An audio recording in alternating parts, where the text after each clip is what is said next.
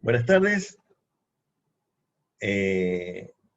Con todo lo que hemos visto ya de la materia de fisicoquímica, la idea de hoy es ver electroquímica.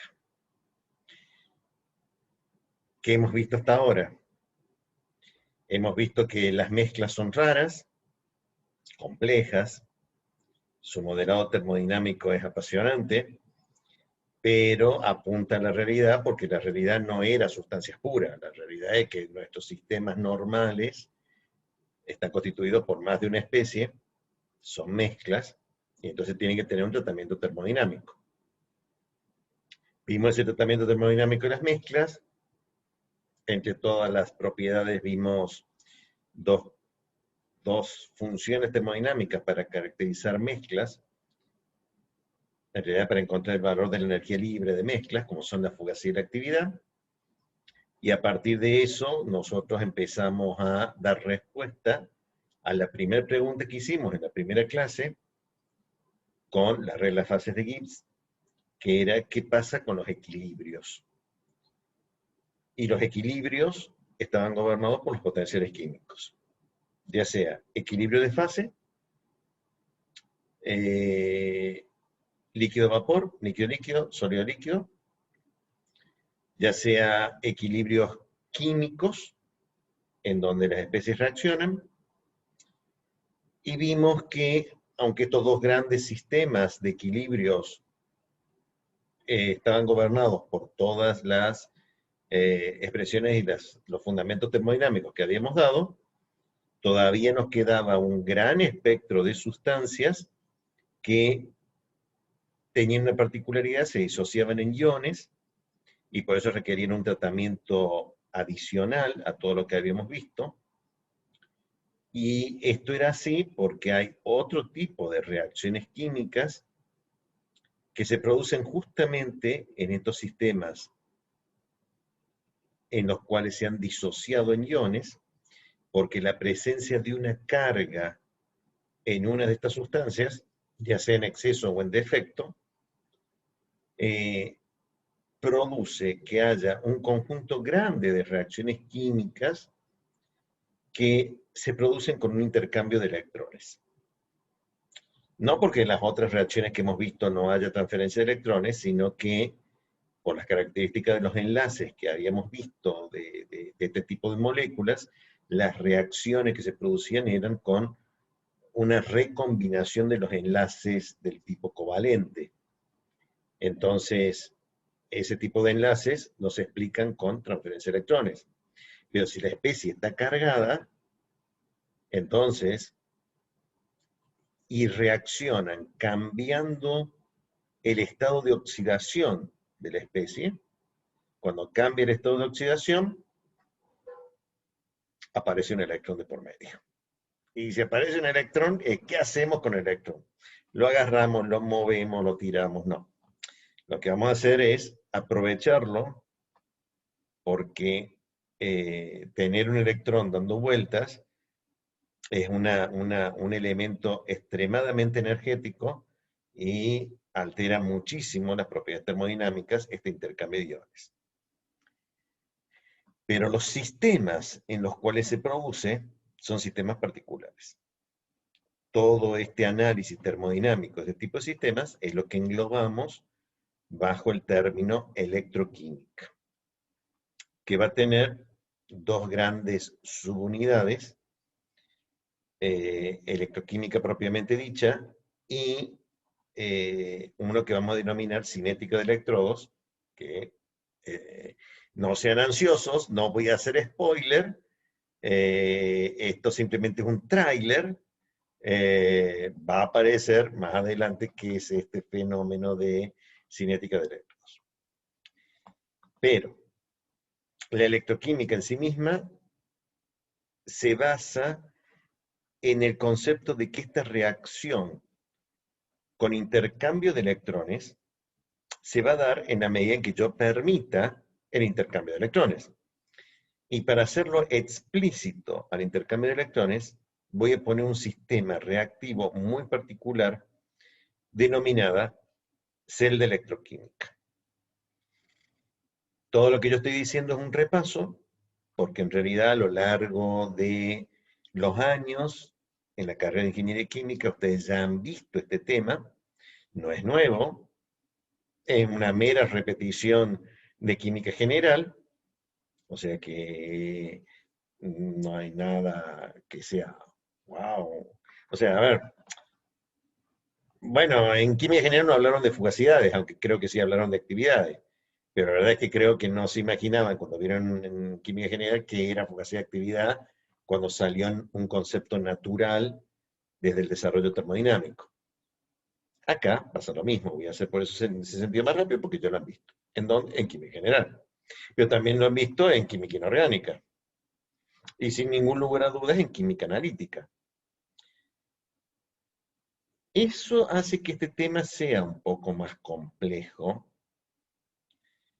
porque es la última materia en donde vamos a ver este tipo de fenómenos. Quiere decir que la pelota termina acá y nosotros somos los arqueros. O sea que si hay que pararla, hay que pararla. Entendemos que han tenido algún tiempo de maduración, un par de años, diría yo, por lo menos, 3 años. Entonces hay algunas cosas que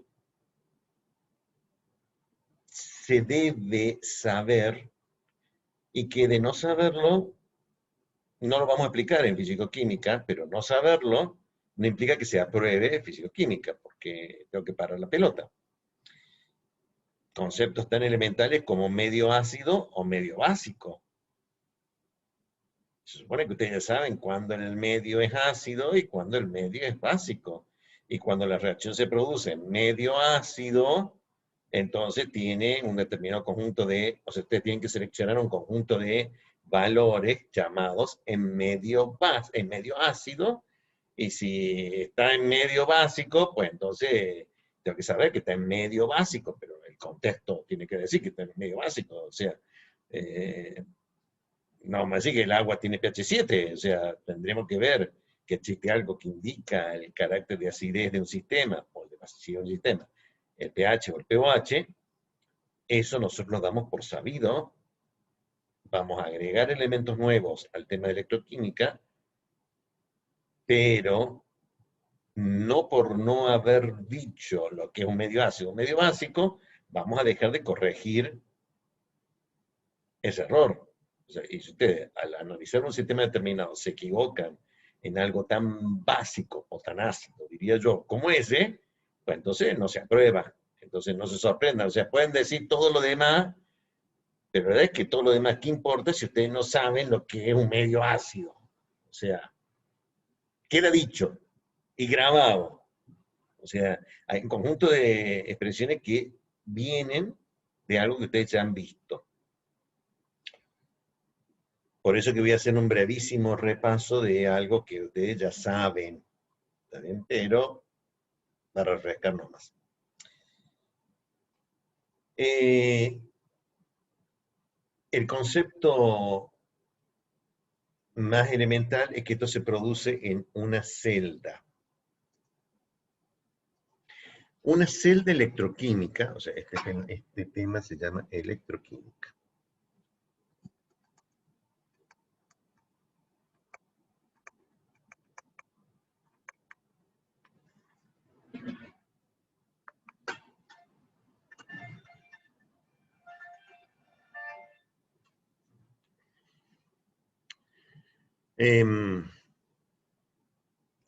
Una celda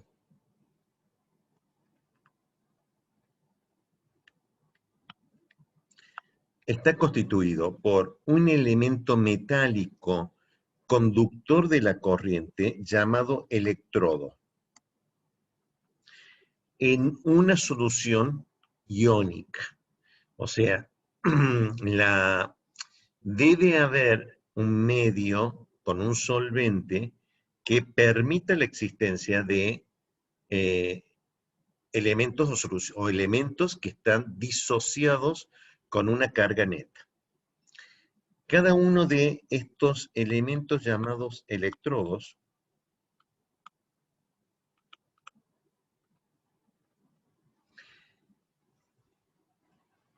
deben estar vinculados externamente con algún elemento conductor de la corriente.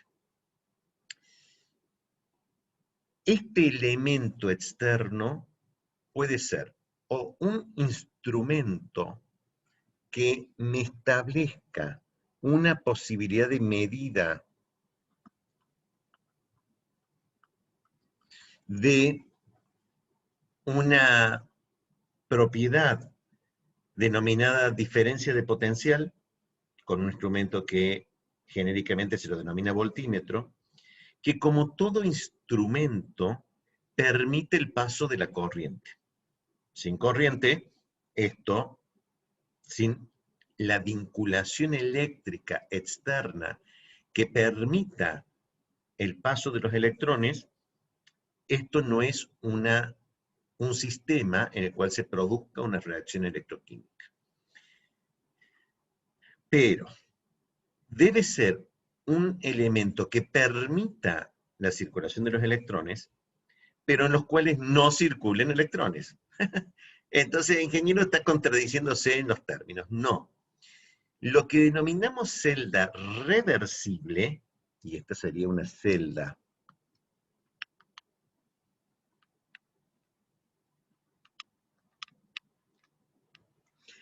es un sistema de estas características en donde pueda circular la corriente, pero no circule corriente, o al menos en cantidades mensurables. Esto es, el voltímetro en general es un instrumento que tiene una resistencia interna de alrededor de 20 megaohm.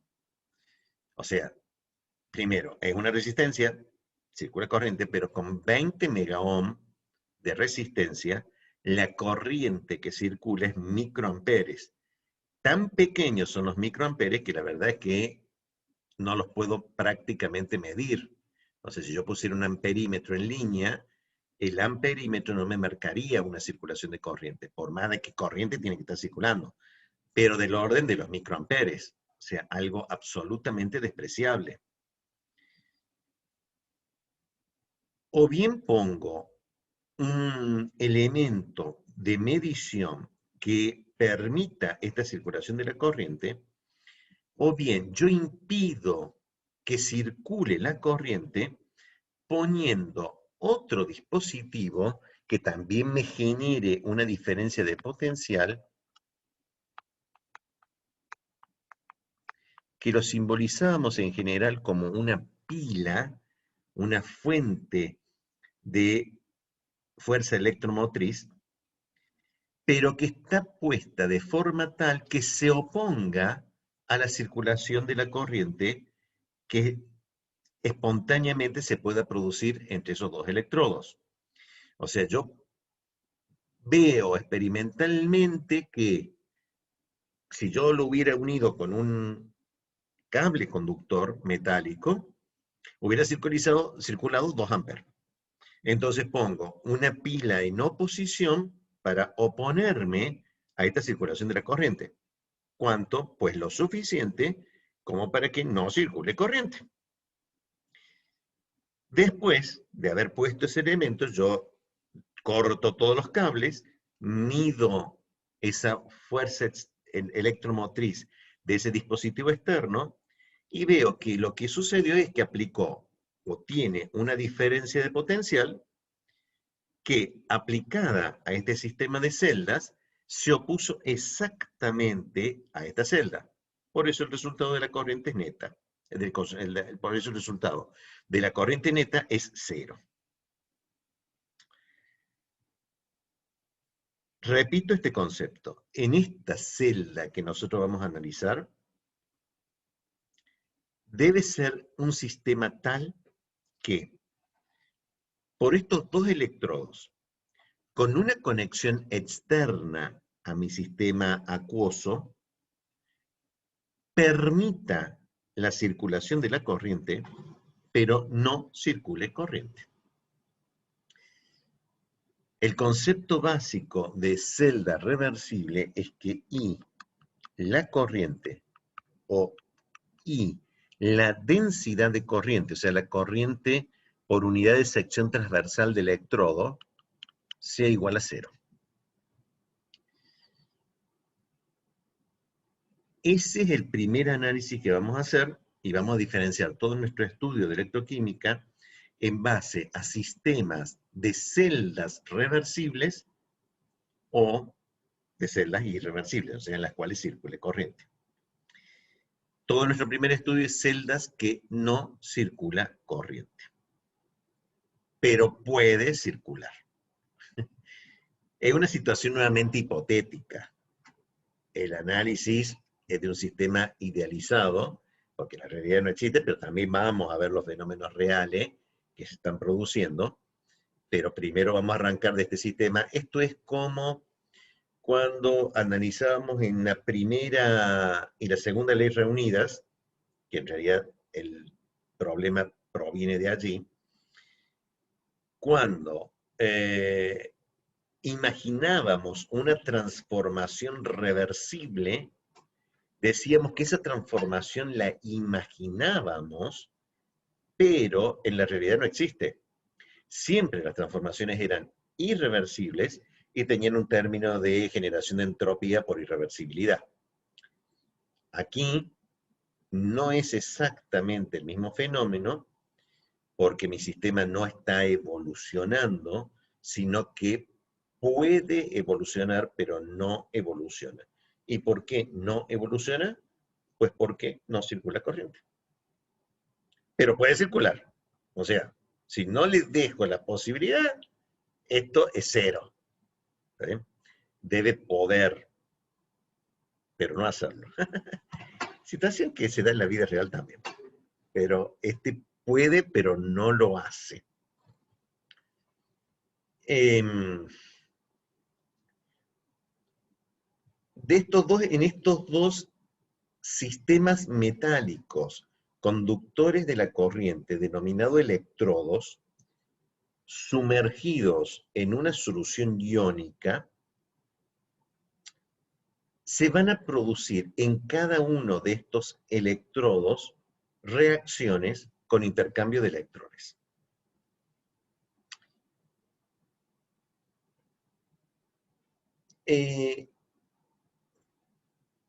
Cada uno de estos electrodos los podemos denominar una hemicelda.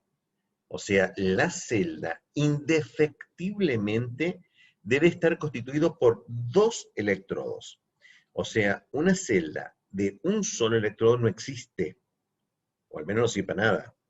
Es solamente cuando lo pongo en contacto con otra celda que tiene otro electrodo que las cosas suceden. Pero lo voy a analizar nuevamente desde el punto de vista del análisis y para simplificar su estudio, lo voy a simplificar diciendo que hay 2 hemiceldas, hay 2 electrodos, en donde en cada una de estas hemiceldas pasa algo. Ahora viene lo más complicado para mí.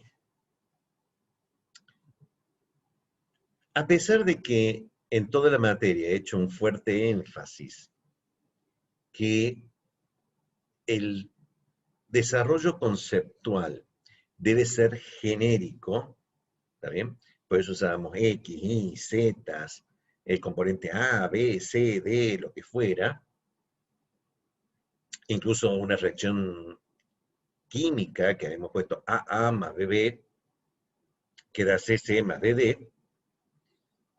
Acá me resulta muy difícil escribir algo genérico, así que voy a tener que ser específico, por lo menos para la explicación y la deducción de las leyes generales.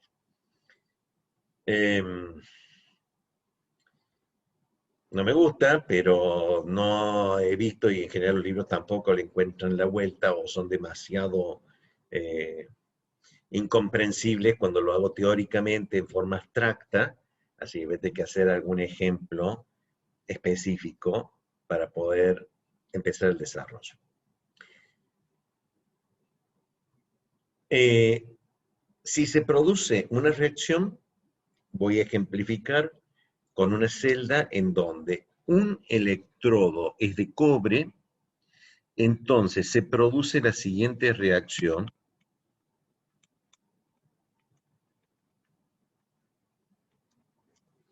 que involucra cobre metálico en forma sólida, ion cobre más 2, catión cobre más 2, que está en solución acuosa.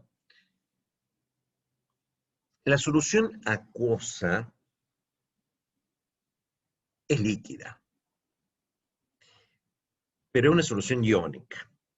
O sea, acuoso y líquido son sinónimos desde el punto de vista del estado de agregación. O sea, los estados de agregación son 3, y no me hablen del cuarto. Sólido, líquido o vapor. Pero de los líquidos, voy a hacer una segunda clasificación, los líquidos iónicos y los líquidos no iónicos. ¿Sí?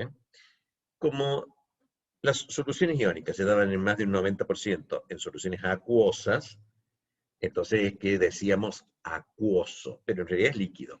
¿Sí? ¿Qué voy a poner? Líquido. Solamente para confundir. Después no lo voy a poner.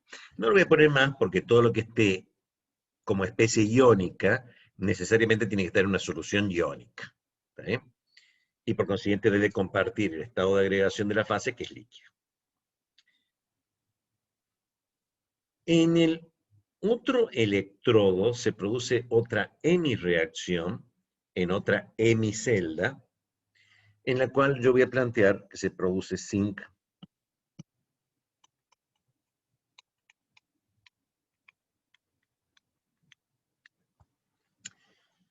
Esa especie zinc, igual que el cobre, ya le voy a abandonar el cerito y le voy a abandonar la S, porque siendo elementos, los elementos de esas características metálicos a la temperatura y condiciones normales de la celda, que son generalmente muy cercanos, no necesariamente igual, pero muy cercanos a condiciones normales de temperatura y presión, 298 y una atmósfera, en esas condiciones están sólidos.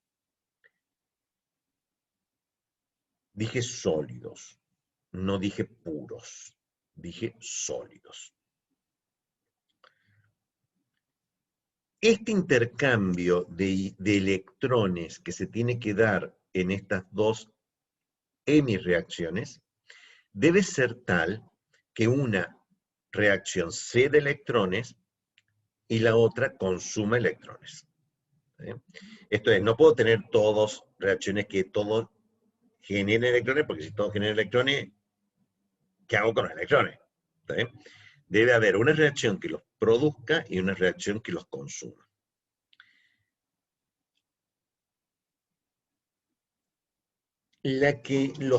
Tal como está escrito, las dos hemireacciones consumen electrones. Están escritas en una forma que nosotros denominábamos de reducción, porque el estado de oxidación del cobre pasaba del más 2 al estado de oxidación 0, se reducía ese número llamado estado de oxidación, entonces estaban escritas como reducción. Quiere decir que una de estas reacciones debe producir la reducción de una de estas especies y la otra mi reacción debe producir la oxidación de la otra especie. O sea que una de estas dos reacciones tiene que ser escrita al revés. Y acá difiero. Cada uno baja las escaleras como quiere. Lo que yo acabo de afirmar no es nuevo para ustedes, y no es nuevo que acá hay dos formas de plantear esto, que hubiera sido plantear una reacción como reducción, la otra como oxidación, y sumar las dos hemireacciones. O bien, plantear las dos como reducciones y tomar la primera reacción y restarle la segunda reacción. El resultado es obviamente el mismo. En los ejercicios no queda tan claro si es lo mismo, porque debo ser cuidadoso al respecto. Nosotros con Ingeniero López, la verdad es que no nos interesa cuál de estas dos modalidades van a usar. Y de hecho, alternativamente, el ingeniero López y yo usamos una, usamos otra. Lo único que no se puede hacer es mezclarlas. O sea, una vez que ustedes adoptan una decisión de vida de cómo van a seguir esta parte de electroquímica en físico-química, luego le pedimos que la sigan para ver si suman o restan, porque el resultado final depende mucho de si suman o restan, o sea que tienen que hacer la operación correcta. La operación correcta es independiente de cómo la hagan, pero es única. Pero a nosotros no nos interesa si suman o restan, nos interesa que la hagan bien. ¿Está bien? Yo voy a usar este esquema de restar. ¿Está bien? Si yo resto, el resultado neto es cobre más 2 más zinc, que me da cobre más zinc más 2. Esa es la reacción neta si yo tomo la primera reacción en la cual se reduce, la segunda en la cual se oxida, la celda, la hemicelda y el electrodo, donde se produce la reacción de reducción, se denomina cátodo. Y la celda, en donde la hemicelda, en donde se produce la oxidación, se denomina ánodo. Es un nombre que le damos a cada uno de estos dos electrodos que están constituyendo esta celda. Bien.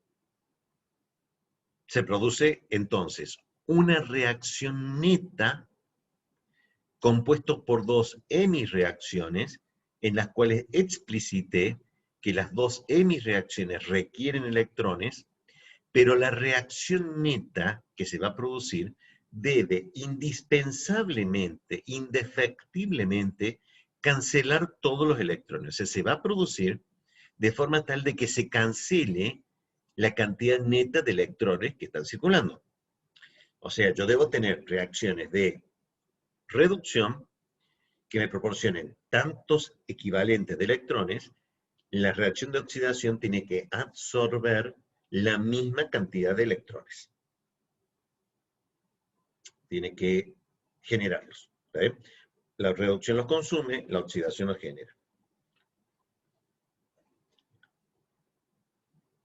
Balancear esto era una pavada.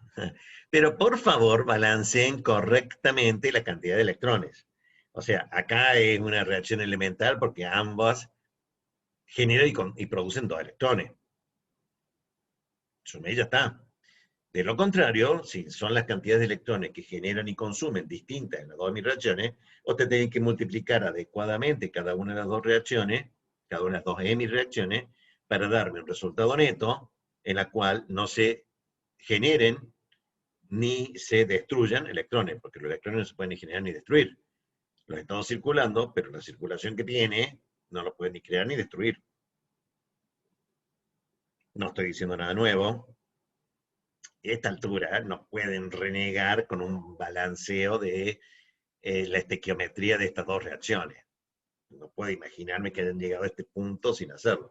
Razón por la cual, si nosotros vemos algo equivocado en ese balanceo, en la parte de los ejercicios, nos reímos, con el ingeniero López nos reímos diciendo, mira lo que hizo, y ponemos con una sonrisita, nada, ejercicio anulado porque mal balanceo. Después me calcularon todas las demás variables que pueden calcular, pero ¿para qué me sirven las 2 millones de variables que tienen que calcular si no saben lo más elemental que es balancear la cantidad de electrones que tiene la reacción neta, de 2 más 2? O sea, no necesitan un simulador para eso. Forma parte de los conocimientos de química que forman parte de su formación. Bien. Es una reacción química. Tal como está escrita, la reacción neta es una reacción química. Y si es una reacción química, pues no voy a empezar todo el análisis de la reacción química, pero debe haber un delta G de reacción. Y el delta G de reacción era igual, el delta G de reacción, era igual a un delta G0 de reacción más RT por el logaritmo de la productoria de las actividades de los componentes elevados al coeficiente estequiométrico de la reacción. Es una reacción química, o sea, esto provenía de equilibrio químico y como tal es tal. Eran actividades si todas las especies estaban en fases condensadas, si alguna especie estaba en fase gaseosa, había un equilibrio de fases entre la fase líquida y la fase gaseosa que establecía que los potenciales químicos de esas especies gaseosas con la especie líquida, la misma especie líquida, eran iguales, razón por la cual podía caracterizar a una de estas especies que estaba en fase gaseosa para calcular su actividad en la fase líquida, igualando todos los potenciales químicos, o sea, reversando todas las ecuaciones, llevando el potencial químico, la puedo calcular a su energía libre con la fugacidad, y la calculo con su fugacidad y problema resuelto. O sea, todo lo demás de conversión entre actividad y fugacidad iba a parar al término de delta G0. Ese que esto hay un delta G de reacción. Bien. Pero hay electrones involucrados. Y ese delta G de reacción, curiosamente, tengo que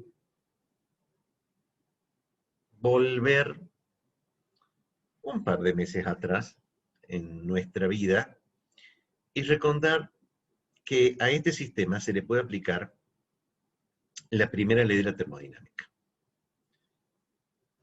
¿Es un sistema de flujo? No, no es un sistema de flujo. No hay flujo de fluidos. El sistema está constituido por n moles de cada una de las especies, no hay fluido. Y no voy a considerar que los electrones fluyen, ¿está bien? Porque los electrones en ese sentido circulan, pero circulan, no son especies químicas que circulan, es electrones que circulan dentro de un conductor metálico. Dentro de la solución iónica, la conducción eléctrica se producía por migración de los iones. Y recuerden de que los iones, para migrar, habíamos planteado que si yo ponía una diferencia potencial de corriente continua, no lograba mucha migración, ¿está bien? Porque yo ponía un campo eléctrico para migrar y pronto el campo eléctrico se balanceaba, se contrarrestaba con los mismos movimientos de iones, se contrarrestaban esto. Para que circule corriente, tiene que circular corriente alterna. Pero, hay siempre un pero. Acá, ¿circulan electrones o no circulan electrones? Estos dos electrones que, que consume el cobre, ¿son generados por el zinc? Sí, pero ¿cuánta corriente circula? Nada, porque la celda es reversible, no circula corriente. Puede circular, pero no circula. Pueden migrar los iones dentro de la solución, pero no migran. ¿Por qué no migran? Porque no circula corriente. Pero si no pudieran migrar, saco una de las condiciones de los paradigmas establecidos en esta celda, y esta celda no es celda, es la nada misma. Qué raro, está hablando en chino, ingeniero. Sí, la celda reversible es aquella celda en la cual no circula corriente. Pero la primera ley de la termodinámica me decía que delta E era igual a Q menos W.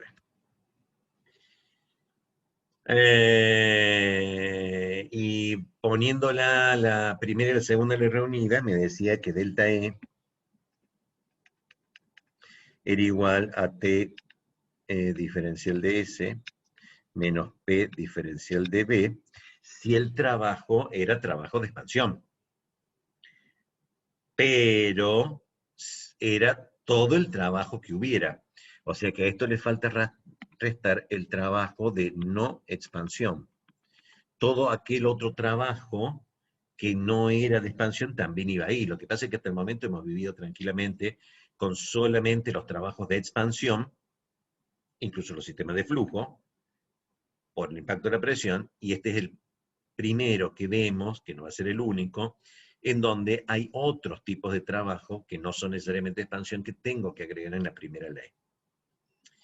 Si yo, que no lo voy a hacer porque lo he hecho ya una docena de veces y ustedes lo han hecho más de una docena de veces, aplico las definiciones de H, de A y de G, sumo, multiplico, divido, o sea, esto está mal, esto era diferencial de E, ya me están haciendo equivocar.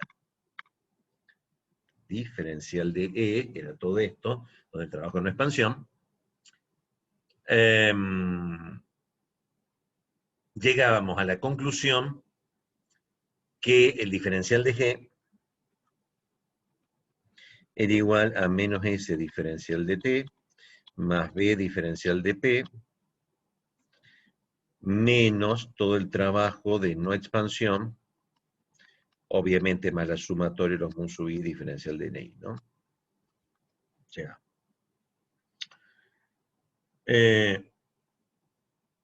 pero a T y P constantes, todo el término de potencial químico lo voy a llevar a el término de la productoria, en el origen, y solamente me queda por ver qué es el trabajo de no expansión, porque el trabajo de no expansión, el trabajo de la carga eléctrica, el trabajo eléctrico producido por los electrones es igual a N, el número de electrones intercambiados, por F, la constante de Faraday, la carga de un mol de electrones, por la diferencia de potencial que se establece para circular esa cantidad de electrones. Con lo cual me queda que el delta G de reacción es igual por el signo menos NF por FEM. O sea, todo el trabajo eléctrico de no expansión en condiciones de temperatura y presión constantes es igual a la variación de energía libre de mi sistema. Si esto es así, entonces reemplazo este delta G de reacción en este valor y para ser coherente sin saber por qué, pero voy a establecer que este delta G0, el cambio de energía libre de las sustancias en su estado estándar, debe ser igual a menos NF por una FEM que yo voy a denominar de ese estado de referencia. O sea, esa variación de energía libre debe tener una variación de FEM equivalente a este sistema. A una FEM 0 que me calcule cuánto vale delta G0. Reemplazando los dos valores en la expresión de equilibrio químico, me queda que menos NF FEM es igual a menos NF FEM0 más RT logaritmo de la productoria actividad, que esta productoria recibía un nombre particular que voy a usar ahora. ¿Cuál era el nombre de esta productoria? ¿K? No. ¿J? Tal como está escrito era J. Despejando FEM, me queda que FEM es igual a FEM0 menos RT sobre NF por el logaritmo de la productoria de las actividades elevado a su coeficiente estequiométrico, por J. Esta ecuación tenía un nombre. Se lo llamaba ecuación de Nernst.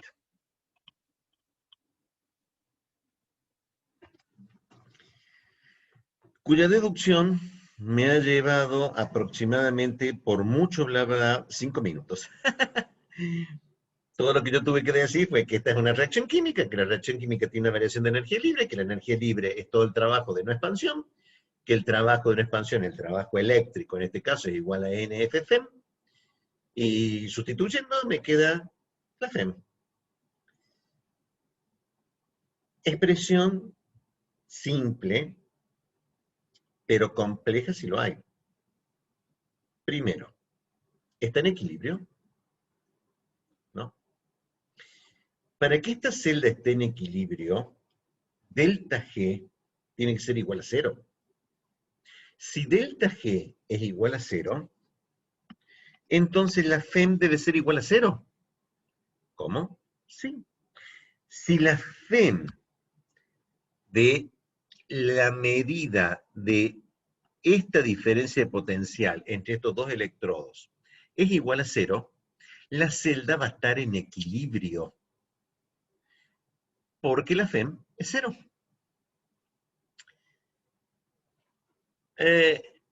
Eso quiere decir que esta celda reversible no está en equilibrio si tiene una determinada FEM. O sea, la expresión genérica de la ecuación de Nernst indica que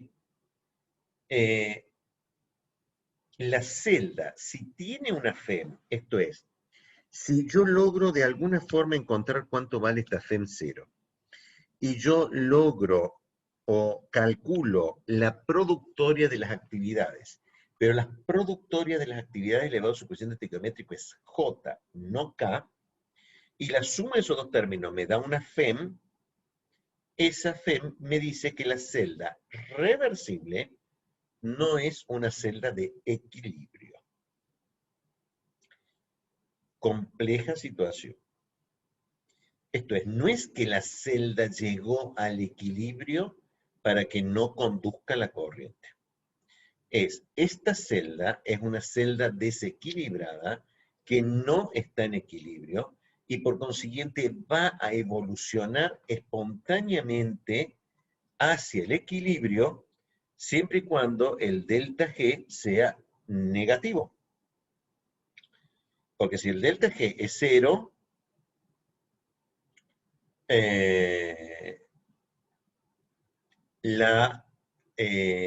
si el delta G es 0, el sistema está en equilibrio.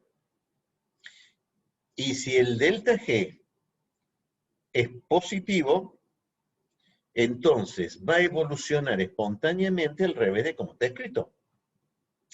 O sea que para que evolucione espontáneamente, el delta G de reacción tiene que ser negativo.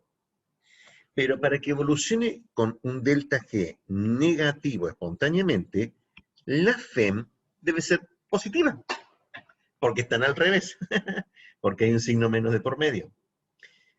O sea que la celda reversible es espontánea o se va a producir espontáneamente la reacción tal como está escrita en la medida en que la FEM sea positiva, la FEM de la celda sea positiva, para que el delta G de reacción sea negativo. Pero que conste que es delta G y FEM, no delta G0 y FEM 0. ¿Sí? El concepto es el delta G de reacción, el que debe ser negativo para que me dé una FEM positiva, para que la reacción sea espontánea, tal como está escrita.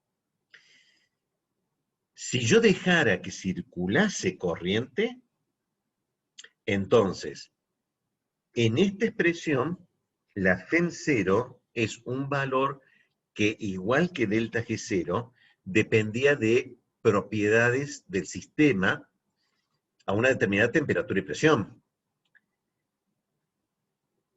Eso hacía que no pueda cambiar por cambio en la composición. Entonces, si yo uno estos dos electrodos con un conductor eléctrico y dejo que circule corriente, Y al dejar circular corriente, empieza a evolucionar mi sistema hacia el equilibrio. La evolución hacia el equilibrio, como lo vimos en equilibrio químico, es mediante el cambio en las composiciones. O sea, las composiciones van a ir cambiando necesariamente hasta que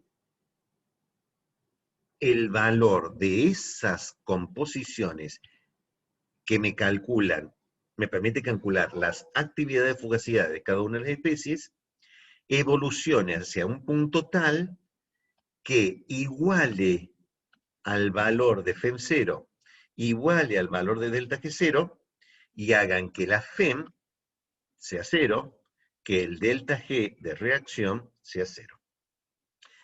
O sea, si yo lo uno y dejo que circule corriente, las composiciones de mi sistema en la celda de las soluciones iónicas van a cambiar. Y al ir cambiando, me van alterando las actividades. Y me van a ir alterando las actividades de fugacidad hasta que en un determinado tiempo veo que cesan estos cambios en las composiciones porque puestos en la productoria de J igualan al valor de FEM0, por consiguiente la FEM es 0. En el camino yo pude haber aprovechado esa corriente que circuló para hacer trabajo eléctrico. Pero que conste que cuando circula corriente para hacer trabajo eléctrico, en esta celda, las composiciones cambian. O sea que va a evolucionar hacia el equilibrio, momento en el cual la FEM, no la FEM0 en mi sistema, es 0. Entonces, ¿este sistema tiene una constante de equilibrio? Sí, claro. Si hay una reacción de equilibrio. O sea, es una reacción química. Todas las reacciones químicas tienen una constante de equilibrio. ¿Y cuánto vale? Pues derivada de la delta G0 era igual a RT logaritmo de K. O sea que RT logaritmo de K es igual a menos NF FEM0. ¿Está bien? Menos RT logaritmo de K. Delta G0 era menos RT logaritmo de K. Con menos. Eso significa que NF FEM0 es igual a RT logaritmo de K. O sea que si yo quisiera saber cuánto vale la constante de equilibrio de esta reacción química, y yo pudiera, por algún mecanismo que es de tabla, porque el FEM0, igual que el delta G0, salía de la otra mitad de las propiedades, de que era la sumatoria de los nu sub i, g sub i 0, ¿está bien? Que sigue siendo lo. Entonces esto sale de tabla, y al salir de tabla me permite calcular cuánto vale la constante de equilibrio. Pero que conste que la ecuación de Nernst no es con K, es con J, porque la ecuación fundamental era esta, que era delta G0 igual a menos delta G de reacción, e igual a delta G0 más RT logaritmo de J. ¿Sí? La ecuación es con J, no con K. C como J y K, ambas se escribían iguales. Era solamente que conceptualmente, si las composiciones correspondían al equilibrio, se llamaba K. Si las composiciones no correspondían al equilibrio, se llamaba J. Y esta celda reversible no es una celda de equilibrio. Tiene una FEM y debe evolucionar espontáneamente. Si yo la dejo tal como está. Ahora, si yo aplicase una FEM exactamente igual, pero de signo opuesto a como está calculado acá, de forma tal que cuando yo calculo el delta G, me da que el delta G de reacción es positivo. Si el delta G de reacción es positivo, entonces esta misma estructura de celda va a evolucionar espontáneamente al revés de como está escrita. Cuando eso sucede, esta celda se llamaba celda de electrólisis. Y la anterior, en donde yo ponía solamente un instrumento para medir cuánto valía esta diferencia de potencia entre los dos electrodos, la llamaba celda electroquímica. Y se producía espontáneamente tal como está escrita. Si yo quiero revertir el sentido de esa reacción, todo lo que tengo que hacer es aplicar una FEM más alta, externa, que se sume a esta, pero le invierte el signo, ¿está bien? O sea, porque si le invierte el signo, ¿está bien? El delta G de reacción cambia de signo, pasa a ser positivo, por el hecho de que esto era negativo, y con un delta G de reacción positivo, la reacción espontáneamente se va a producir al revés de como está escrita. Es un problema de equilibrio. Bien. Profe, tengo una consulta. Sí. Cuando la FEM sea igual a cero, ¿el delta G va a ser igual a cero? Cuando la FEM medida aquí es cero, delta G de reacción es cero, y la celda está en equilibrio. ¿Está bien?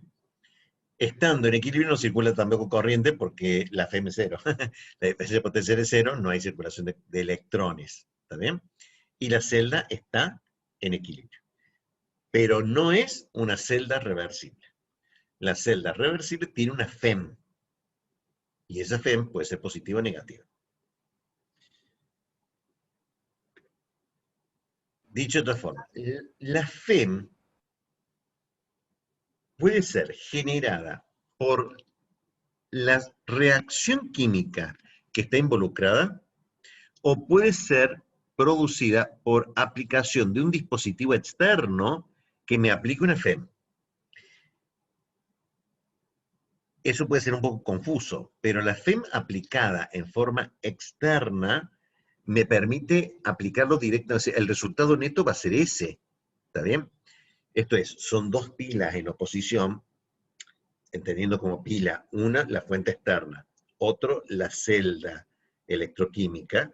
El resultado de la diferencia neta de las dos que se oponen me da una FEM neta. Esa FEM neta es una variación de energía libre de reacción, y con eso va a responder mi sistema. O sea que yo voy a invertir el sentido de la reacción por aplicación de una FEM externa, porque voy a alterar el valor de delta G de reacción por la aplicación de una FEM externa. Ese concepto es nuevo. ¿Qué quiero decir? Todas las reacciones que habíamos visto hasta el momento, las reacciones que forman parte del tema de equilibrio químico, era por una evolución de variables internas, y lo único que yo podía cambiar eventualmente era la temperatura. Pero no podía alterar el estado de mi sistema. Eventualmente lo llevaba a otro punto de equilibrio llevándolo a otra temperatura. Pero no podía alterar el resultado de mi reacción. Electroquímica tiene, y eso le hubiera permitido a Faraday ganar el premio Nobel, pero no lo ganó porque no había Nobel en ese momento, ¿está bien? Entender que había una cosa muy rara, que era, había un conjunto de reacciones químicas que yo podía influenciarlas con un agente totalmente externo al mismo. O sea, yo podía inducir reacciones mediante otro fenómeno que no era con reacción química, porque el origen de esta fuerza, ¿está bien?, que era puesto genéricamente con pila. Y ustedes me dirán, bueno, pues la pila, la que nosotros conocemos, es una reacción química de una celda electroquímica, sí, sí. Pero cuando encontramos, y eso fue lo maravilloso del siglo XIX, que esta fuerza electromotriz también la podíamos obtener de otro lado, que no era por reacción química. El primero que lo encontró que era reacción química era Volta, su pila, ¿está bien? Pero se encontró en ese siglo que produciendo el giro de un bobinado en un campo magnético, yo también podía inducir a los electrones a que se muevan como yo quiera. Y mover los electrones producto de un trabajo mecánico, como es el de un generador de corriente, que ustedes lo han visto en mecánica eléctrica industrial y en física 2, mover un conductor dentro de un campo magnético induce un flujo de corriente de electrones, ¿está bien? Era un elemento totalmente ajeno a una reacción química, pero me producía un enorme impacto en la reacción química porque me permitía hacer la reacción química, o sea, si no se producía espontáneamente, o sea, si no quería lo que se me producía espontáneamente, yo con una fuente externa de electrones le doy energía libre a mi sistema por FEM, producto de otro mecanismo mecánico, y eso me producía una enorme transformación química que no lo hubiera logrado de otra forma con estas condiciones. Es raro, pero es asombroso.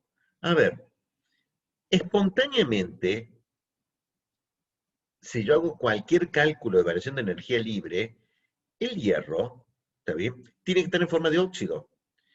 Porque o sea, yo escribo la reacción de oxidación del hierro, hierro más oxígeno, que da cualquiera de los óxidos de hierro, y esas reacciones son espontáneas, tal como está escrita, la K de equilibrio me indica que se debe desplazar hacia la derecha, hacia la formación del óxido, o sea que no hay ninguna reacción química que me permitiese revertir esa reacción en forma fácil, porque por más que le suba la temperatura, va a ir de hierro más oxígeno a un óxido de hierro. ¿Cómo puedo revertir esa reacción si espontáneamente evolucionaba hacia el equilibrio y cada vez que yo tenía, o sea, cada vez que yo tenía 8 de hierro, no puedo lograr que espontáneamente se me vaya a hierro más oxígeno? ¿Está bien? ¿Cómo podía lograr revertir esa reacción que se produce espontáneamente? La electroquímica lo resolvió. La electroquímica dijo, ah, sí, le voy a poner un par de chispas acá llamado fuerza electromotriz inducida externa y la voy a obligar a la reacción a que haga lo que yo quiero, o sea, que se me vaya para el otro lado. Y me permite obtener el hierro. O sea,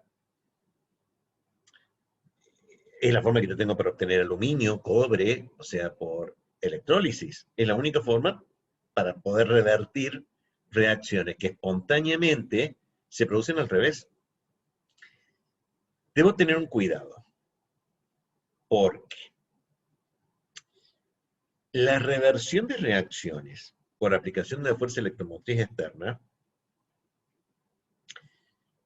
tiene un impacto, o sea, a ver, yo puedo tener un mol de hidrocarburo más n moles de oxígeno en relaciones estequiométricas para formar la combustión del carbono, la reacción de oxidación del carbono con oxígeno para la dióxido de carbono y agua, y que en el proceso me libere energía.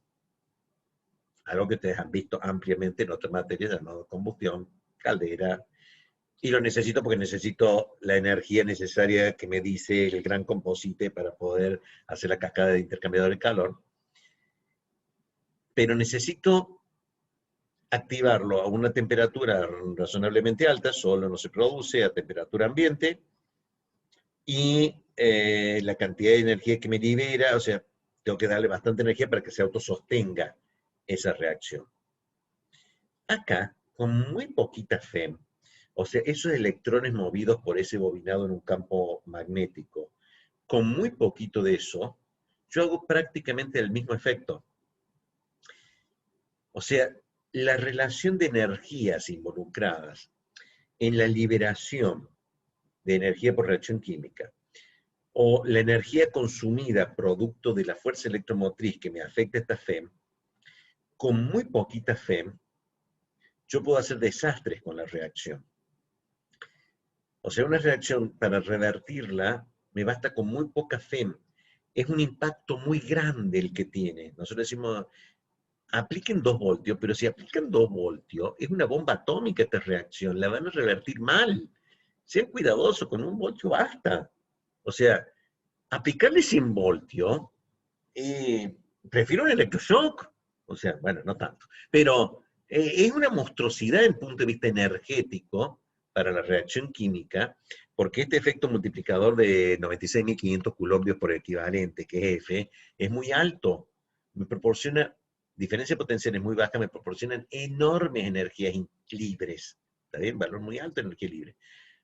O sea que hay un concepto adicional que es que este tipo de operaciones, a ver, una línea de media tensión está en 13.000 voltios, ¿está bien? Yo no puedo aplicar una reacción 13.000 voltios, no me queda nada, o sea, es un pastiche, o sea, no logro, o sea, fue una bomba, ¿no? O sea, tengo que aplicar 5 voltios. A ver, una reacción de un proceso de cloro-soda, para producir cloro y sodio, ¿también? Lo han visto a lo largo de la carrera en integración 2 o lo han visto en química general y lo van a ver si no en integración 4, a grandes rasgos. Tengo que poner muchas de estas celdas para que se produzca una electrólisis y la electrólisis de una salmuera. ¿Cuánto tengo que aplicar? Y 2 voltios. ¿Pero cómo hago 2 voltios si yo tengo 13 kilovoltios? Lo que en realidad tengo una línea de alta tensión. O sea, tengo bastante más que 13 kilovoltios. ¿Está bien? Me voy a 100 kilovoltios más o menos. Yo no puedo mandar eso y aplicárselo. Tengo que poner un transformador y bajarlo, bajarlo y bajarlo. Pero tampoco me puedo bajar a 2 voltios, porque bajarme a 2 voltios, los diodos que necesito son monstruosos, es mucho. Entonces, ¿qué hago? Aplico en 40 celdas de electrólisis en serie, le aplico en los extremos 80 voltios. ¿Sí? Entonces, 80 voltios a 40 celdas equivale a 2 voltios por celda. Y esos son los valores de tensiones industriales, ¿no? O sea, tensión industrial yo bajo de una alta tensión a continua en 80 voltios. Pero jamás le aplico 80 voltios a la celda. Es una bomba atómica aplicar 80 voltios. Lo que yo hago es poner 40 celdas en serie, para que poniendo la cuenta a cada uno le toquen 2 voltios. ¿Se entiende? O sea, porque esto está en el orden de los voltios. Y los eléctricos trabajan en los kilovoltios. O sea, y los electrónicos trabajan en los microvoltios. Se van a los tres extremos. O sea, eh, nosotros, los químicos, trabajamos en voltios. 2, 3, 5. O sea que si la reacción, si el resultado le da 10 voltios, mírense de vuelta porque hay algo que le pueden haber errado, no da 10 voltios. 10 voltios es una barbaridad, es una cosa energética monstruosa. Es una cosa muy rara esto de los electrones. Bien. eh, a toda celda le corresponde una ecuación de Nernst. Eso lo hacíamos obteniendo y graficando en forma equivalente los valores de FEM0 de tabla para obtener la FEM0 de la reacción. Esto tenía un problema. Como toda medición es de delta G, no de G, FEM más es una delta FEM. Pero no se lo llama así porque siempre, para poder medir esta FEM, yo dije que nunca podía haber una celda con un solo electrodo. Siempre tenía que haber dos. O sea, siempre era el resultado de una celda relativa a la otra. Como yo no puedo tener infinitas pares, tengo infinitos pares de mis reacciones, lo que se hizo fue, bueno, tomemos uno. Tomemos una celda. Fijemos arbitrariamente el valor de FEM de esa celda. Una vez que está fijado, vamos a poner la celda que yo tengo de interés, la 1 para hacer una reacción en una celda con ese electrodo estándar, mido experimentalmente y como yo atribuí arbitrariamente un valor a esa celda estándar, voy a representar mi reacción con un valor relativo a el de ese valor de celda. Estoy hablando demasiado para hablar de la celda estándar de hidrógeno. ¿Está bien? Todo está comparado con la celda estándar de hidrógeno al cual se le asignó arbitrariamente un valor de FEM igual a 0. Un valor de FEM 0 igual a 0. todos los valores que están en tabla, que cuando estaba cargando los videos, me di cuenta que tampoco había cargado la tabla de FEM, así que ya la voy a cargar esta noche, porque no está en la tabla que yo había dado, y no la vi en la V. Si ya se la dio un ingeniero, pero no hay drama. Si no, le voy a dejar otra tabla en la V de FEM 0 con el estado estándar, el electrodo estándar de hidrógeno como referencia.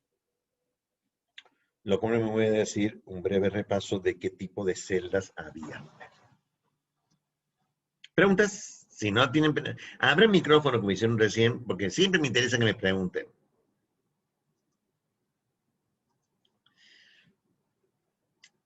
El electrodo estándar de hidrógeno es una celda, una hemicelda clásica que nosotros consideramos de gas. O sea, una celda de gas. ¿En dónde? El electrodo. Ay.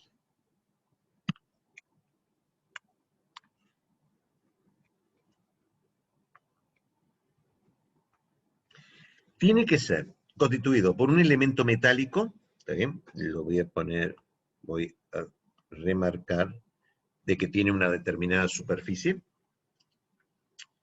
En ese electrodo metálico se tiene que producir, tiene que estar inserto o sumergido en una solución acuosa y se tiene que producir el 2 hidrógeno más 2 electrones, que da hidrógeno gas. No pongo el protón acuoso porque el protón ustedes ya saben que está en solución iónica, ¿está bien? Esto es, debo tener una solución iónica en la cual estén presentes los protones y en la superficie haya gas, en la superficie del electrodo. Entonces, esto se suele encapsular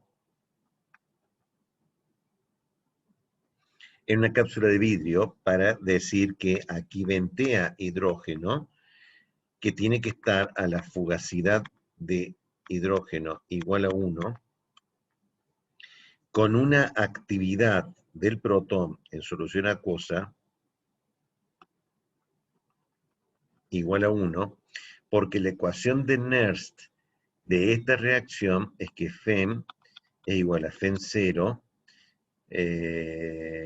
más RT logaritmo D sobre NF por el logaritmo de la fugacidad del hidrógeno dividido la actividad del protón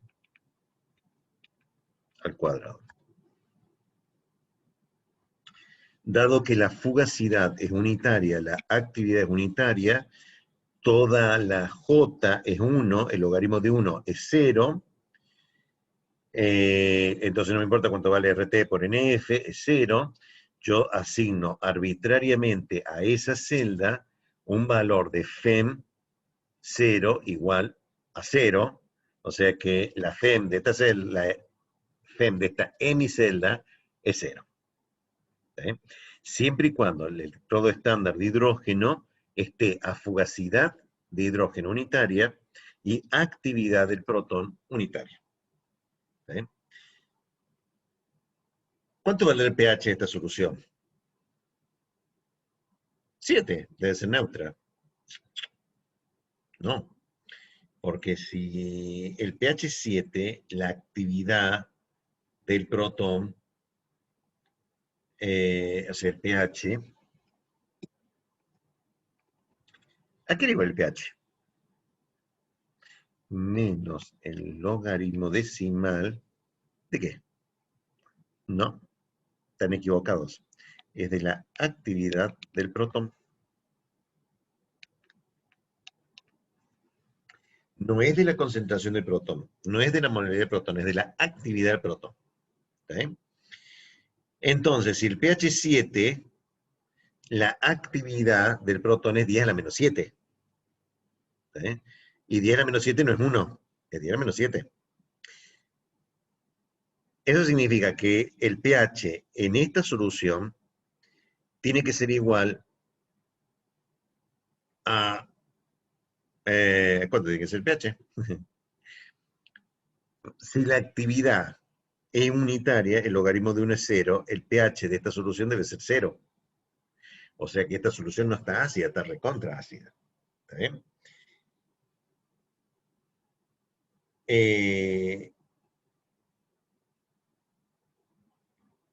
Fíjense que es una solución muy concentrada de protones, de forma tal que el pH sea 0 para que la actividad sea 1. Pero también la concentración no es 1 molal, porque la actividad era igual a menos el logaritmo de la molalidad del protón por el coeficiente de actividad del protón. O sea que yo necesito algún modelo de coeficiente de actividad del protón en un medio tan ácido que no puedo aplicar el límite de Weis-Hückel, está bien, con respecto al coeficiente de actividad, porque la situación no está diluida, está recontra concentrada, para poder despejar cuánto es la molalidad de una solución de pH 0. Y es el origen, dicho sea de paso, de por qué hay soluciones en donde el pH es negativo, o el pH es mayor que 14. ¿Está bien? Porque la definición no estaba con las concentraciones molares, la definición no estaba con la molalidad, la definición está con la actividad del protón. ¿Está bien? Y aunque la actividad del protón sea 1 o sea 14, ¿está bien? 10 a la menos 14, diría yo en realidad, 10 a la menos 14 para que el pH me dé 14, y más sobre todo si es 10 a la menos 14, que está muy diluido, tengo que ver cuánto vale el coeficiente de actividad iónico de esa especie, del protón, para despejar cuánto vale la concentración de esa solución. O sea que la concentración puede ser que sea más de 1 molal, y probablemente necesite que sea de más de 1 molal, por el problema de que el coeficiente de actividad de esa solución es menor que 1, para que el producto me dé 1, el logaritmo de 1 es 0, y me dé un pH de 0. Bien. Todos los electrodos de gas comparten esta propiedad. Tiene que ser un electrodo metálico, tiene que estar encapsulado, y tengo que tener además y adicionalmente un sólido que sea altamente poroso, que me presente mucha superficie para que se desprenda fácilmente el hidrógeno, porque el hidrógeno forma una burbuja sobre la superficie del electrodo antes que se desprenda, y mientras está la burbuja no hay reacción química, porque la reacción requiere del contacto del protón con la superficie y la liberación de hidrógeno de esa superficie. Por eso es que necesito mucha superficie en este electrodo. Normalmente es un electrodo que está recubierto de negro de platino. El negro de platino es un platino muy dividido, finamente dividido, tan finamente dividido que deja de ser brillante para ser opaco, y por eso parece negro, porque es platino, pulido, pero finamente dividido, parece negro. Es un electrodo con negro de platino. O sea, en la superficie está adherido negro de platino. Las otras celdas clásicas eran metal-ion de metal. El metal, catión, más con el electrodo del mismo metal. Los electrodos, las hemiceldas de metal, anión de metal, sal de metal. Ese trabalengua, lo tienen que recordar como el plata, cloruro. Eran celdas en donde había la presencia de, o sea, el electrodo es de plata, ¿está bien? Pero en vez de tener el catión plata en solución, tengo el anión tengo un anión y la sal de cloro de plata. O sea que es metal, anión y sal del anión con el metal, ¿está bien? Esta es una celda particular porque no se analiza el metal en función de su catión, sino el metal en función del anión, pero siempre y cuando haya presente en algún lado de mi sistema este sólido de la sal de este anión y catión. O sea, si no te presente este sólido, no se va a producir esta hemireacción de metal, anión, sal y sal sólida del anión y catión. El electrodo de plata, cloruro. Los electrodos de todos estos electrodos eran sólidos, hay un electrodo líquido. El electrodo líquido, en el 95% de los casos, es el electrodo de mercurio. O sea, tengo un contacto eléctrico sumergido en mercurio líquido, ¿está bien? Y entonces acá se puede producir cualquier hemirreacción en donde el electrodo, en vez de ser sólido, es un electrodo líquido y tengo que ver que al pasar una plata más a un plata metálico, el plata metálico queda en la solución líquida. Entonces, la reacción es plata más, queda plata más un electrón que da plata, pero la plata forma una amalgama o solución líquida con el electrodo líquido. ¿Está bien? Eso significa que la actividad de la plata, que no lo dije, eran las actividades de todas las especies, ¿está bien? En la ecuación de Nernst. Si ustedes hacían que los sólidos no forman parte de la ecuación de Nernst, están muy equivocados. En físico-química, la ecuación de Nernst, la que tenía recién, me daba como J, me daba, estaba escrita con cobre, o sea, cobre más 2, la reacción era cobre más 2, más zinc, que da zinc más 2, más cobre. Entonces esto es la actividad del cobre por la actividad del zinc más 2 sobre la actividad del zinc por la actividad del cobre más 2.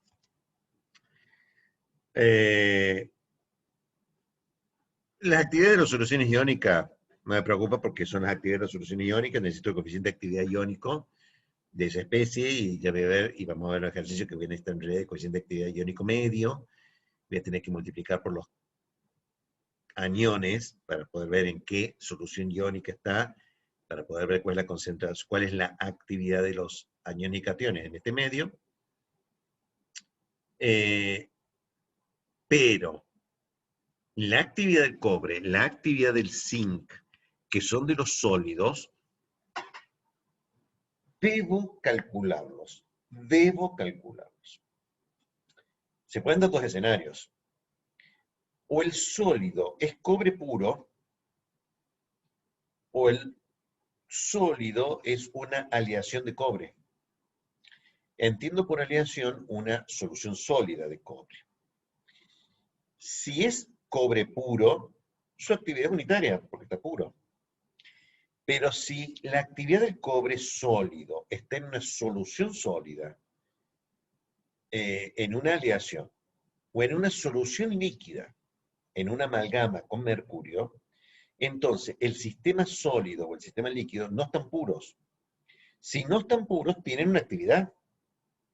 Esa actividad tengo que calcular dentro de esa solución. Si era una aleación de cobre, pues tendré que usar un modelo de coeficiente de actividad de soluciones regulares.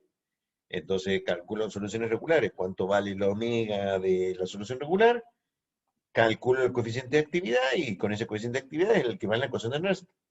Porque la ecuación de Nernst es la productoria de las actividades elevado a su coeficiente estequiométrico. Y el que sea sólido no quiere decir en físico-química que sea puro.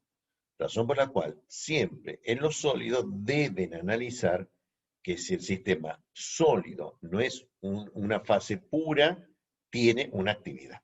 Y hay que calcularla. Bien.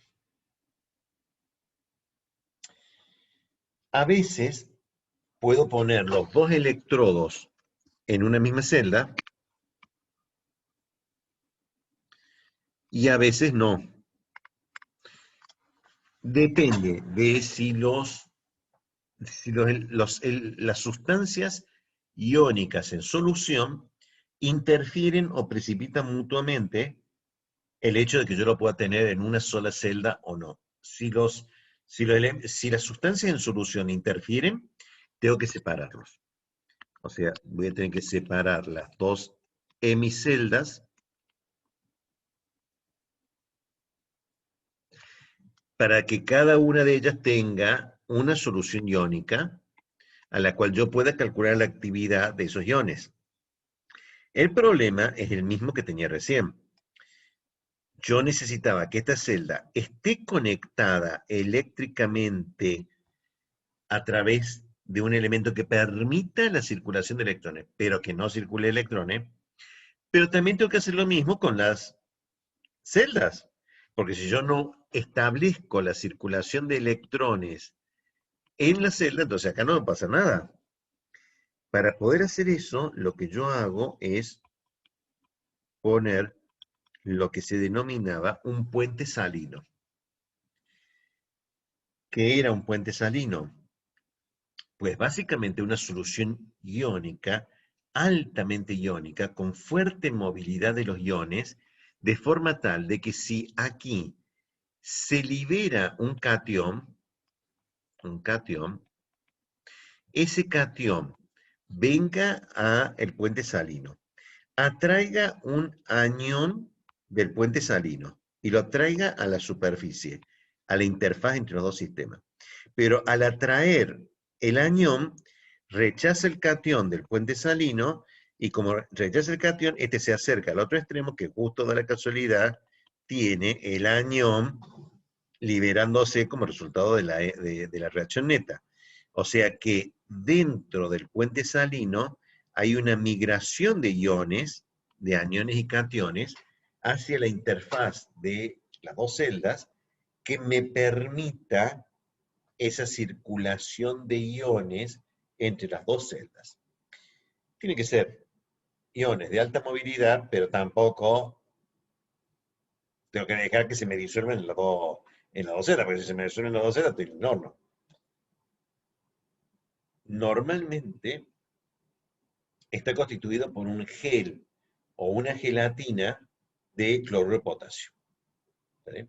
O sea, es cloruro de potasio con un agar-agar, un espesante que lo transforma en algo que no se disuelve fácilmente, no es móvil, o sea, tiene una muy alta viscosidad, no es sólido, es viscoso, pero de una viscosidad muy alta, y eso puesto en contacto con las dos celdas, migran los iones dentro del puente salino para restablecer la conducción de iones y permitir la circulación de los corrientes, de los electrones.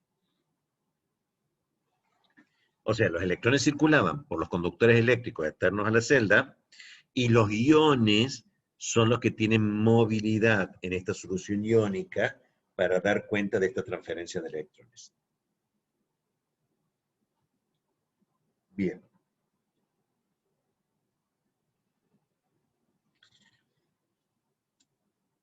Como toda reacción de equilibrio, la delta G de reacción y el delta G0 de reacción dependía de la temperatura y la presión.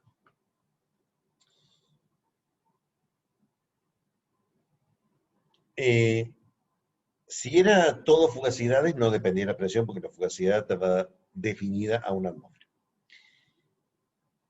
Si eran líquidos que no existían en fase gaseosa, como son los iones en solución, o los metales que están constituyendo estos electrodos, entonces tenía que trabajar con actividades. Las actividades dependen de la presión por su estado de referencia. Pero la verdad es que la influencia de la presión en la actividad es bajísima, por eso es que es tan baja que se hace despreciable. O sea que no es que la constante de equilibrio y por consiguiente delta G cero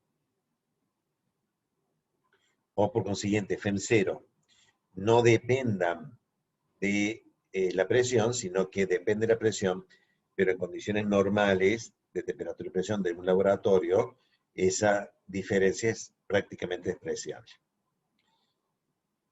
Pero sigue en función de la temperatura. Entonces, ¿cómo depende la FEM de la temperatura, ya que no depende de la presión? Pues muy simple. Delta G, 0, que es igual a menos NF FEM 0, tiene una dependencia de la temperatura. O sea, la derivada de delta G0 sobre T, no, sobre T nada. Con respecto a T, era igual a menos delta H sobre T cuadrado. Pero yo tendría que reemplazar delta G0 por esta expresión allí y dividirla por T. Razón por la cual no es la que me conviene. Me conviene la derivada de delta G0 con respecto a T, que es igual a menos delta S.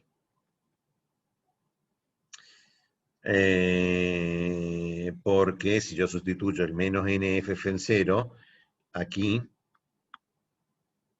me queda menos NF, la derivada de la FEM 0 con respecto a la temperatura, igual a menos delta S0, o sea que la derivada de la FEM 0 con respecto a la temperatura es igual a delta S0 sobre NF, y yo de aquí puedo sacar cuánto vale el diferencial de FEM 0, que es igual a delta S0 sobre NF por diferencial de T. Integro entre dos condiciones conocidas, y entonces la FEM 0 de T, o sea, entre FEM 0 y FEM 0 a T0, es igual a FEM 0 a 298 más la integral entre 298 y T de delta S0 sobre NF diferencial de T. Razón por la cual todo lo que yo necesito es ver cuánto vale delta S0. Y delta S0 era la sumatoria de los nu sub i por los S sub i 0. O sea que necesito todos los S sub i 0. De la hemireacción o de la reacción neta. Los elementos, y los metálicos están incluidos dentro de los elementos, tenían un S0 de 0. Necesito las S de formación de cada una de las sustancias iónicas. Ya le voy a dar una tabla, tengo tablas en donde dan todos los S0 de formación de todas las especies iónicas. Entonces, poniendo todos los S0 de formación de la especie iónica, los pongo acá, tengo los CP de la especie iónica, o sea, tengo cuánto vale S0 en función de T, era la integral de CP sobre T diferencial de T, lo pongo aquí, integro y tengo el valor de la dependencia de la FEM 0 con respecto a la temperatura. O sea que si la tabla me da valores de FEM 0 a 298 y una atmósfera, y yo necesitase hacer una reacción electroquímica a 80, 90 grados centígrados, la dependencia de la FEM 0 eh, la tengo que sacar a partir del delta S0 e integrar. Bien.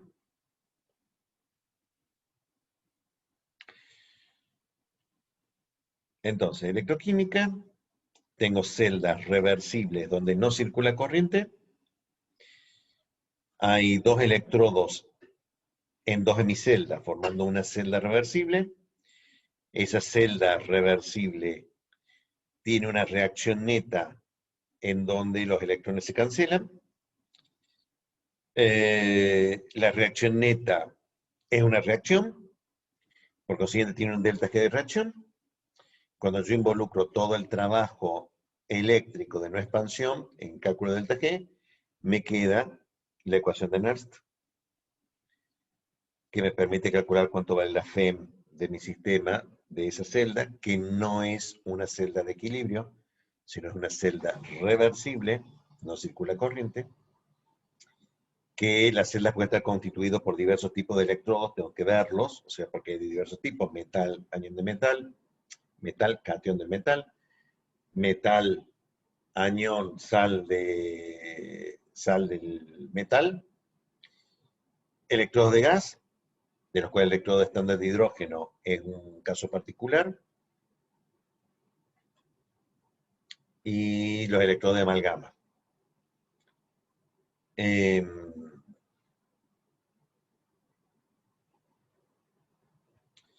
bien, esto sería electroquímica. ¿Preguntas? Bien.